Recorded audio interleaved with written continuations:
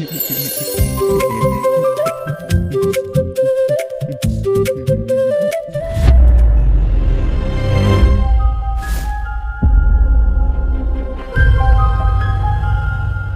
এখানে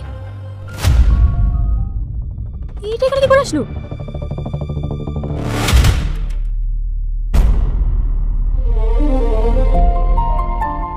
এই পেশেন্টটা সালমোনেলোসিস রোগে আক্রান্ত।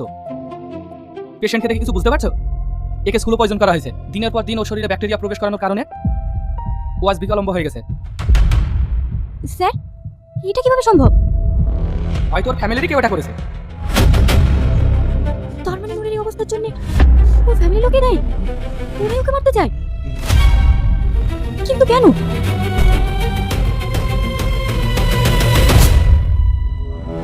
ওদের যে কাজ দিয়েছিলাম সেই কাজের খবর বল। ভাই, তুমি যেভাবে বলেছিলা আমরা তো সেইভাবেই করছি। ওই ছেলেটা যে দিনের পর দিন সুস্থ হয়ে উঠছে সেদিকে কি তোদের কোনো খেয়াল আছে? ও যদি সুস্থ হয়ে ওঠে তাহলে আমার 2000 কোটি টাকা খরচা হয়ে যাবে। আমি তোকে মেরে দিতে চাই, তোমার জন্য মারতে পারি না। তার উপরে আবার কোর্টে কি উইল করে গেছে। ও মরে গেলে নাকি আমরা কিছু পাবো না।